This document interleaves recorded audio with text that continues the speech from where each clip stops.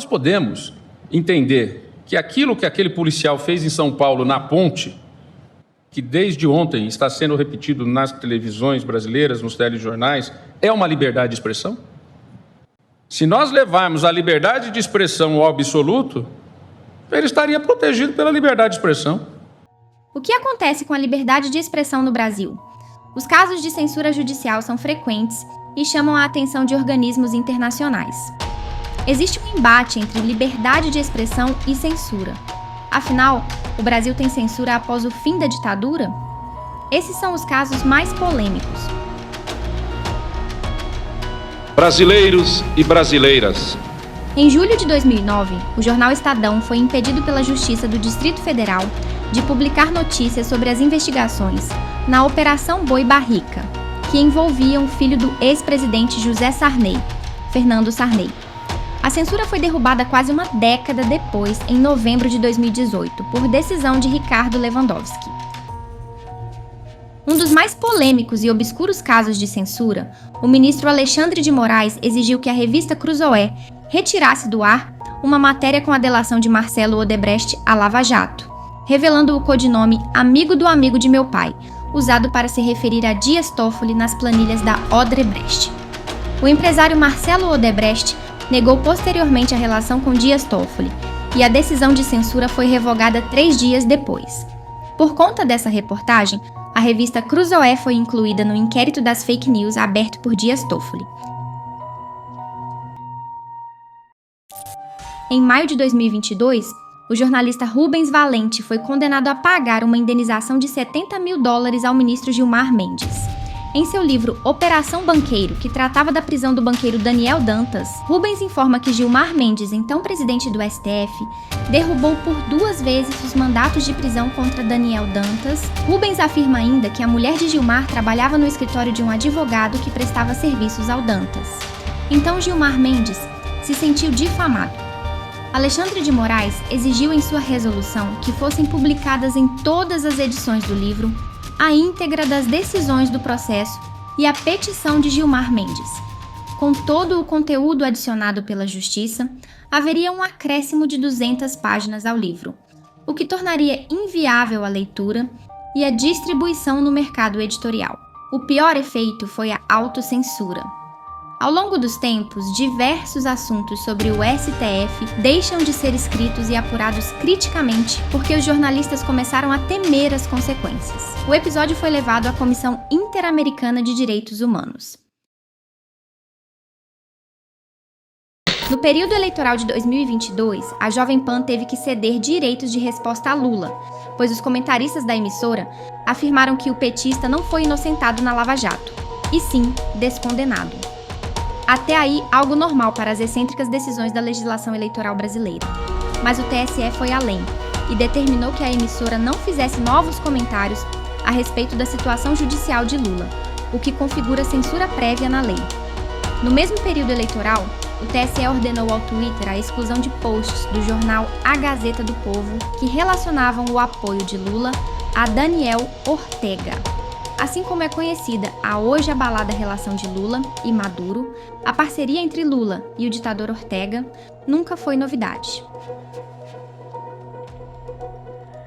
Em junho de 2024, após Lira votar pela aprovação da urgência da PL do aborto, que equipara aborto de gestação acima de 22 semanas ao homicídio, a Folha de São Paulo e outros veículos reviveram entrevistas da ex-mulher de Lira, que, entre outras denúncias, o acusava de violência psicológica e física sofridas durante e após o casamento.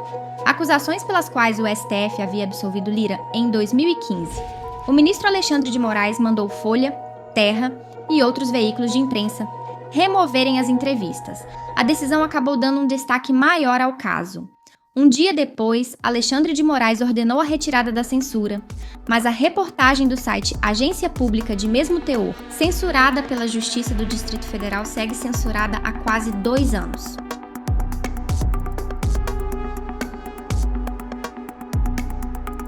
Mesmo o projeto de lei não tendo sido aprovado, provocou censura.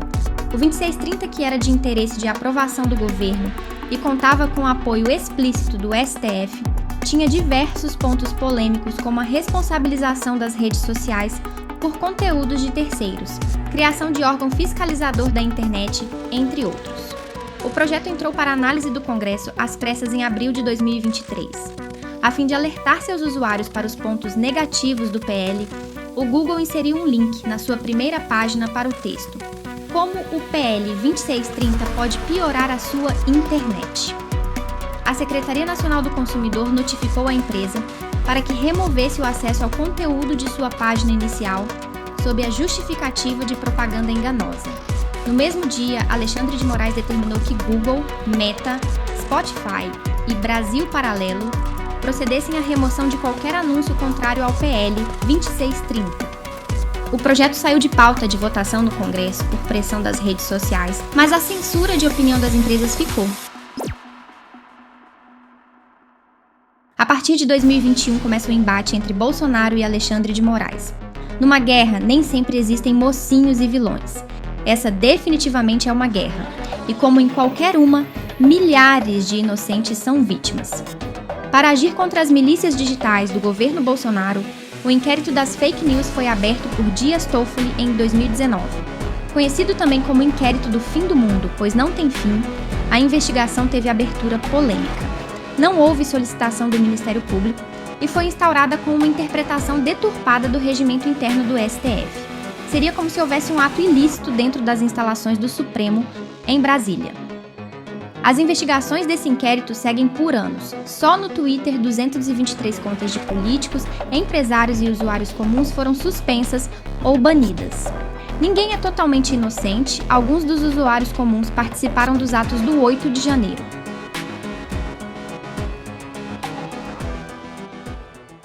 Políticos e influenciadores divulgaram intensamente fake news sobre adversários de saúde pública na pandemia, perseguições com ameaças de morte, assassinatos de reputação, através de ataques em massa movidos por gabinete estatal e liberdade de expressão alargada.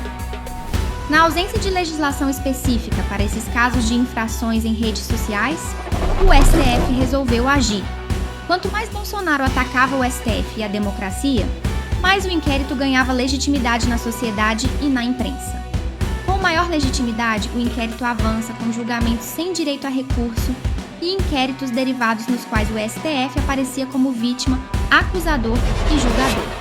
Com uma PGR intencionalmente omissa, o STF não fugiu às suas responsabilidades penais de buscar julgar autoridades, mas a sanha inconsequente de Alexandre de Moraes causou censura. Em novembro de 2022, a pedido do ministro, o Twitter bloqueou a conta do economista Marcos Cintra após ele questionar as urnas eletrônicas. Cintra não havia participado ou incentivado qualquer ato de vandalismo ou pró-golpe. Monark, símbolo de uma liberdade de expressão irresponsável, compartilhou conteúdo falso sobre as urnas eletrônicas, mas também sofreu com excessos legais, teve as suas contas banidas em todas as redes sociais e a suspensão de suas contas bancárias. Em dezembro de 2023, devido à exclusão de Monark, as plataformas Rumble e Locals alegam censura e decidiram deixar o Brasil.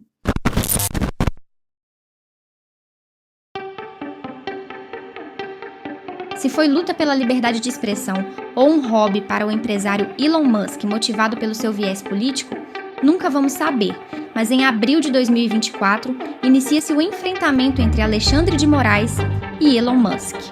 O Twitter Files Brasil divulga ordens do STF para acesso a informações pessoais de usuários, como login, revelação de DMs e remoção de postagens e contas de usuários, muitas vezes sem seguir os trâmites legais. Elon Musk era constantemente municiado por bolsonaristas e muitas de suas conclusões não eram isentas.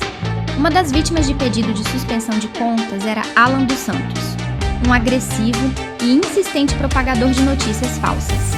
O Twitter resistia a decisões que julgava ilegais e descumpria frequentemente o bloqueio desses perfis, e assim acumulava multas. Em agosto de 2024, após ameaça de prisão ao representante legal do Twitter no Brasil, Elon Musk decide pelo fechamento do escritório da rede social no país. O ministro Alexandre de Moraes intima o Twitter por meios eletrônicos a indicar um representante legal e obriga a plataforma ao pagamento de todas as multas. Com a recusa do Twitter em ter representante no país, em 31 de agosto de 2024, a rede social é totalmente bloqueada no Brasil. ocorre um apagão. O ex-Twitter se tornou ao longo dos anos um canal de divulgação oficial de chefes de Estado do mundo inteiro. Com 2 guerras de consequências mundiais, eleições presidenciais nos Estados Unidos e na Venezuela, o impacto para o jornalismo é enorme. Os veículos de imprensa brasileiros que utilizavam o Twitter como ferramenta de trabalho, uma vez acuados, sequer poderiam citar a plataforma como fonte de notícia, sob risco de uma multa caso fosse identificado o acesso à plataforma. Os usuários também estavam ameaçados, mas muitos passaram a usar a plataforma via VPN. Presenciamos uma guerra virtual, sem deixar de citar o prejuízo aos profissionais que tinham seus negócios na rede e dos fóruns de debate na área de educação, medicina, entre outros. Toda a informação publicada no Twitter estava perdida e toda a comunicação estava bloqueada. Para legitimar a situação, parte da imprensa submissa apoiou a iniciativa, sem questionar. A proibição teve o efeito que o STF queria. Alexandre de Moraes venceu. Após avaliação de risco e recuo, Elon Musk cumpre as exigências e o Twitter é desbloqueado novamente 30 dias depois.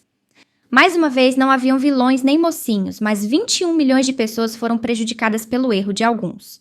Permaneceram o prejuízo e o medo de regulação descabida que cresce com o avanço do STF sobre o marco civil da internet. Ficam as ameaças de um governo que não aceita críticas e uma imprensa que repete que criticar políticas públicas é crime. Porque você desacreditar, atacar medidas públicas é crime. As ameaças de censura são constantes, as ameaças judicializadas, os entendimentos do marco civil e as ameaças de investigação de fake news iniciadas pela AGU. A pergunta que fica é como a linha entre a censura e liberdade de expressão pode ser tão frágil e atingir tantas vezes uma democracia como o Brasil, sendo que ninguém se importe? Defender a liberdade de expressão é defender o direito de quem você discorda, mesmo que seja amargo, e essa parece ser uma prática incompatível com a cultura brasileira. Liberdade de expressão não é uma preocupação de quem levanta às 6 horas da manhã e pega transporte lotado. Não é uma preocupação de quem não lê e por isso não é um valor tão apreciado no país. Uma sociedade menos crítica e menos informada não apenas limita o debate público, como serve de porta de entrada para o autoritarismo. Não podemos perder o direito de nos expressarmos. Não podemos permitir que sejamos calados como já fomos no passado. Isso não houve retrocesso na democracia? O que é retrocesso? O que é retrocesso? É constitucional. O que é democracia? Democracia é a aplicação da lei. É a aplicação da lei, a lei foi aplicada. Então não houve retrocesso. Que modifique a lei, então. Que retrocesso, coisa nenhuma. Isso aí é reproduzido em centenas de jornais, atinge milhões de brasileiros, uma única fonte dizendo falsidades. Atinge milhões de brasileiros. De fazer uma campanha dizendo claramente que nós vamos regulamentar os meios de comunicação desse país. Portanto, gente, eu não fiquei mais radical, apenas mais maduro.